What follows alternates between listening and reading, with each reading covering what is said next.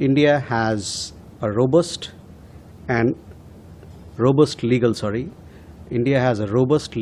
and regulatory framework on strategic trade controls and carries out its export of dual-use items and technologies to various countries in accordance with its national laws and consistent with its international obligations.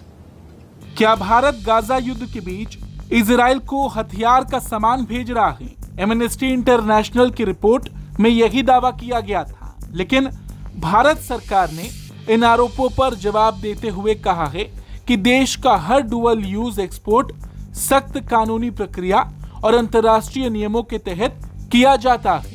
विदेश मंत्रालय ने amnesty international की उस report पर प्रतिक्रिया दी जिसमें दावा किया गया था कि भारत इजराइल को ऐसे हथियार, सैन्य उपकरण और डुअल यूज वस्तुओं की आपूर्ति कर रहा है जिनका इस्तेमाल गाजा में सैन्य अभियानों के दौरान किया जा सकता है।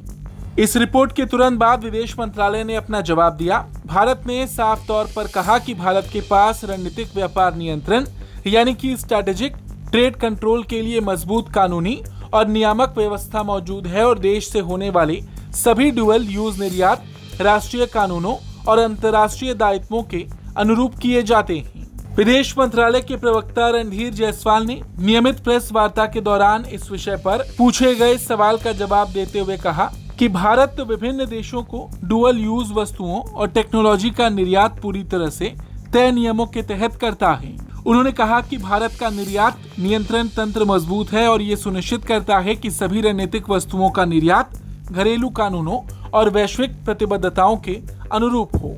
दरअसल एमनेस्टी इंटरनेशनल ने 29 जुलाई को जारी अपनी रिपोर्ट में आरोप लगाया था कि अक्टूबर 2023 में हमास के हमले के बाद शुरू हुए गाजा संघर्ष के दौरान भारत से इजराइल को हथियार, गोला बारूद, सैन्य उपकरण के पुर्जे और डुअल यूज सामग्री की आपूर्ति जारी रही। संगठन का दावा है कि उसने अक्टूबर 2023 के बाद भारत से इजराइल भेजी गई 2596 खेपों का विश्लेषण किया, जिनमें छोटे हथियार, गोला बारूद और सैन्य वाहन से जुड़ी सामग्री शामिल थी।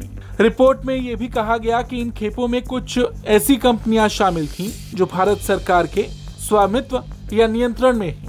एमनेस्टी इंटरनेशनल ने अपनी रिपोर्ट में यह भी आरोप लगाया कि यदि किसी देश को यह जानकारी हो कि उसके द्वारा भेजे गए हथियार या सैन्य सामग्री का इस्तेमाल अंतर्राष्ट्रीय कानून के उल्लंघन, युद्ध अपराध, मानवता के खिलाफ अपराध या नरसंहार जैसे मामलों में हो सकता, तो ऐसे निर्यात से संबंधित देश पर अंतर्राष्ट्रीय कानून के तहत जवाबदेही का सवाल उठ सकता है। संगठन ने इसी आधार पर भारत की भूमिका पर सवाल खड़े किए। एमनेस्टी इंटरनेशनल के पास कोई पुख्ता सबूत नहीं थे, ये सिर्फ हवाई रिपोर्ट है जिसमें गलत दावा किया गया।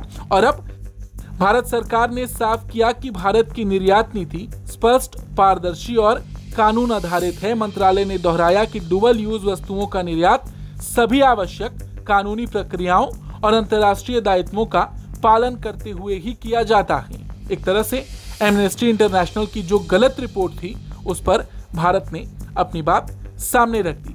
आपको बता दें, भारत और इजराइल के बीच पिछले कुछ सालों में रक्षा, सुरक्षा और खुफिया सहयोग लगातार मजबूत हुआ है।